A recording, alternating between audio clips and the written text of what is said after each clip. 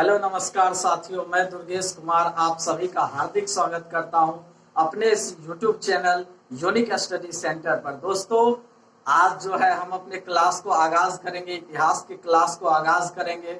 दोस्तों, एक शानदार मोटिवेशनल कोट के साथ आगाज करेंगे। खाओ पियो मौज करो, घुमा करो हिसाब से, जिंदगी में कुछ करना है तो प्यार करो किताब से। दोस्तों, अगर इससे पहले आपने इस वीडियो को नहीं देखा है तो इससे पहले वाले वीडियो को अवश्य देख लें ताकि यह वीडियो आपको समझ में आसानी से आ सके। तो दोस्तों, आज हम लोग जो है इतिहास के आगे पढ़ेंगे कि इतिहास के जो दूसरे भाग थे वो थे आद्य ऐतिहासिक काल। और आद्य ऐतिहासिक काल वह काल है जिसमें कोई लिखित साक्ष्य या विवरण नहीं मिला है। जो भी मिला है उसको हम लोग पढ़ नहीं पाए हैं। ठीक है, तो जो भी आद्य ऐतिहासिक काल में लिखित साक्ष्य या विवरण मिला है उसे हम लोग नहीं पढ़ पाए हैं। तो आज तक हम लोग जो है पढ़ने में असमर्थ हैं। तो ये जो है आद्य ऐतिहासिक काल को हम लोग दो भागों में बांटे हैं, सिंधु घाटी की सभ्यता और दूसरा है वैदिक सभ्यता। सिंधु घाटी की सभ्यता जो है उसका समय है 2500 ईसा पूर्व से 1500 ईसा पूर्व, 2500 ईसा पूर्व से 1500 ईसा पूर्व। और वैदिक सभ्यता का जो समय है वह है 1500 ईसा पूर्व से 600 ईसा पूर्व में। हम लोग जानते हैं कि इतिहास में अक्सर जहां पे हम लोग टाइम को छोड़ेंगे वहीं से ले लेना है, ये इतिहास की एक विशेषता है। तो 2500 ईसा पूर्व से 1500 ईसा पूर्व सिंधु सभ्यता की समय है और वैदिक सभ्यता का समय है 1500 ईसा पूर्व से 600 ईसा पूर्व। अब दोस्तों, वैदिक सभ्यता को पुनः हम लोग दो भागों में बांटते हैं। तो ये देखिए, दो भागों में कौन कौन बांटते हैं, ऋग वैदिक काल और उत्तर वैदिक काल।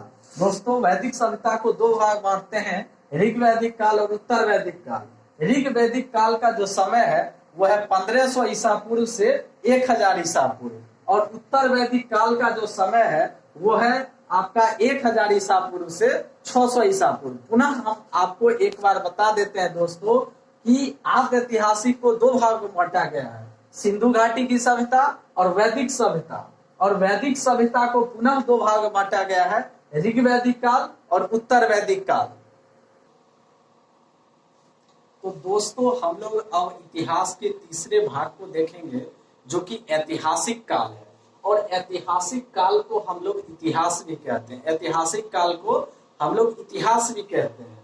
और यही ऐतिहासिक काल को हम लोग चार भागों में बांटते हैं, प्राचीन भारत, मध्यकालीन भारत, आधुनिक भारत और आधुनिक विश्व। तो दोस्तों, ऐतिहासिक काल क्या है, पहले से आप लोग को पता है कि वह काल, ऐतिहासिक काल वह काल है जिसमें लिखित साक्ष्य या विवरण मिला है और हम लोग आसानी से या मजे से पढ़ भी लिए हैं। तो ऐतिहासिक काल या इतिहास उसी को कहते हैं। ठीक है दोस्तों, इसको चार भागों में बांटा गया है, प्राचीन भारत, मध्यकालीन भारत, आधुनिक भारत और आधुनिक विश्व। और चारों का दोस्तों अपना अपना एक समय है, पीरियड है। तो देखिए दोस्तों, प्राचीन भारत का जो समय है वह 600 ईस्वी पूर्व से 712 ईस्वी। देखिए, अक्सर दोस्तों बालक जो है गड़बड़ी कर देता है, तो बालक थोड़ा सा ध्यान से देखिए कि 600 ईसा पूर्व से 712 ईस्वी तक, ठीक है, प्राचीन भारत का समय है। और मध्यकालीन भारत जो आपका है उसका समय है 712 ईस्वी से 1707 ईस्वी तक। ठीक है, उसके बाद आधुनिक भारत है और आधुनिक भारत का जो समय है 1707 ईस्वी से 1964 ईस्वी तक। अब दोस्तों देखिए, आधुनिक विश्व जो है चौथा भाग, इसका है समय 14वीं शताब्दी से 1950 ईस्वी। अब देखिए दोस्तों, यहाँ अक्सर जो है बालक को समझ में नहीं आएगा, आधुनिक भारत का समय है 1707 ईस्वी से 1964 ईस्वी। अब कहिएगा कि हमने तो कहा था कि इतिहास में जहां टाइम को छोड़े हैं वहीं से लेना है, लेकिन ये 14वीं शताब्दी क्या है। तो दोस्तों देखिए, 14वीं शताब्दी, आप जो है अभी मान लीजिए कि आप बेगूसराय में है, ठीक है, और बेगूसराय में कोई जो है बालक वो पटना में है और वहां पे जो है कोई घूम रहा है, कोई पढ़ाई कर रहा है, या आप पटना में है या कोई बेगूसराय में है। तो कोई बालक जो है बेगूसराय में पढ़ाई कर रहा है, कोई बालक पटना में कर रहा है। तो सभी का अपना अपना एक जगह है, लेकिन टाइम वही है। आज जो तारीख है, आज जो डेट है वही डेट है वहां भी। तो वही है कि ये विश्व की बात है और ये भारत की बात है, इसलिए तो आधुनिक विश्व का समय है 14वीं शताब्दी से 1950। और वीडियो में बने रहिए, हम आपको अभी जस्ट बताएंगे शताब्दी क्या है। दोस्तों अब हम लोग पहले बोले थे कि शताब्दी को देखेंगे, तो शताब्दी के साथ साथ कुछ और चीजें हैं जिनको हम लोग देख लेते हैं, जो कि इतिहास में काफी महत्वपूर्ण है। यह अगर आपको नहीं समझ में आ रहा है तो फिर इतिहास आप नहीं समझ सकते हैं, इतिहास को आप नहीं पढ़ सकते। दोस्तों तो आइए देखते हैं। दशक, दशक मतलब होता है दोस्तों 10 वर्ष। दशक मतलब 10 वर्ष, ठीक है। दशक मतलब 1 से 10 वर्ष, किसी भी 10 वर्ष को ले सकते हैं आप, तो दशक मतलब 10 वर्ष। शताब्दी या सदी मतलब 100 वर्ष। शताब्दी या सदी, शताब्दी या सदी मतलब 100 वर्ष, 1 से लेके 100 तक 100 वर्ष, ठीक है। सहस्र शताब्दी 1000 वर्ष, किसी भी समय का 1000 वर्ष जो है क्या कहलाता है, 1 से 1000 वर्ष सहस्र शताब्दी कहलाता है। उसके बाद है पूर्वार्ध। क्या है दोस्त, पूर्वार्ध। पूर्वार्ध क्या होता है, तो सदी का पहला। अब देखिए सदी क्या है, तो सदी जो है ये सदी आपका 100 वर्ष कहलाता है। तो सदी का पहला 50 वर्ष, सदी का पहला 50 वर्ष।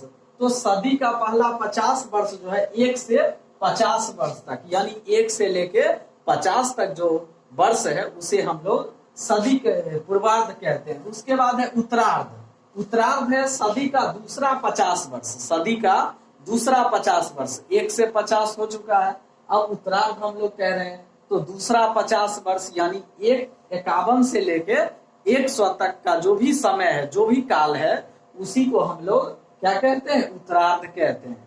उसके बाद देखिए दोस्तों, इतिहास में लगभग को, लगभग जो शब्द होता है, लगभग को हम लोग लॉ से सूचित करते हैं, ठीक है, लॉ से सूचित करते हैं। और अनुमानित जो शब्द है इसको हम लोग अ से सूचित करते हैं। दोस्तों बहुत मजा आएगा, इतिहास को यूं ही आप ले सकते हो, लगेगा ही नहीं कि इतिहास हम लोग पढ़ रहे हैं। दोस्तों वीडियो में बने रहिए, आगे और भी अच्छा कंटेंट है। आइए दोस्तों देखते हैं अपना भारत की चौहद्दी। दोस्तों चौहद्दी का अर्थ होता है जो चारों ओर से घेर के रखा हो, उसे चौहद्दी कहते हैं। अपना भारत देश जो है बहुत ही प्यारा देश है दोस्तों। तो आइए भारत का चौहद्दी देखते हैं। तो देखिए ये भारत का जो है कच्चा चित्र है, भारत का कच्चा चित्र है, ठीक है दोस्तों, समझना है, ठीक है। तो आइए उत्तर, उत्तर दिशा जो है टोटल 4 होता है, उत्तर, दक्षिण, पूर्व, पश्चिम। तो ये उत्तर दिशा है दोस्तों, ये दक्षिण दिशा है, ये पूरब और ये पश्चिम। आप लोगों को पता है दिशा, तो उत्तर, दक्षिण, पूर्व, पश्चिम। अब देखिए भारत के उत्तर में दोस्तों हिमालय पर्वत है, भारत के उत्तर में हिमालय पर्वत है। ये भारत की चौहद्दी है, ठीक है, बाहरी चौहद्दी है। तो दोस्तों भारत का जो उत्तर में है वो हिमालय पर्वत है, भारत के उत्तर में हिमालय पर्वत है। और भारत के दक्षिण में दोस्तों हिंद महासागर है, एक बहुत बड़ा महासागर है। तो दोस्तों हिंद महासागर है दक्षिण में। और दोस्तों पूर्व में जो है वो बंगाल की खाड़ी है, पूर्व में बंगाल की खाड़ी है, पूर्व में दोस्तों बंगाल की खाड़ी है। और पश्चिम में अपना अरब सागर है, पश्चिम में अपना अरब सागर है। तो भारत की चौहद्दी दोस्तों उत्तर में हिमालय पर्वत, दक्षिण में हिंद महासागर, पूर्व में बंगाल की खाड़ी और पश्चिम में अरब सागर है दोस्तों। दोस्तों आशा ही नहीं पूर्ण विश्वास करते हैं और करने का हक भी रखते हैं दोस्तों।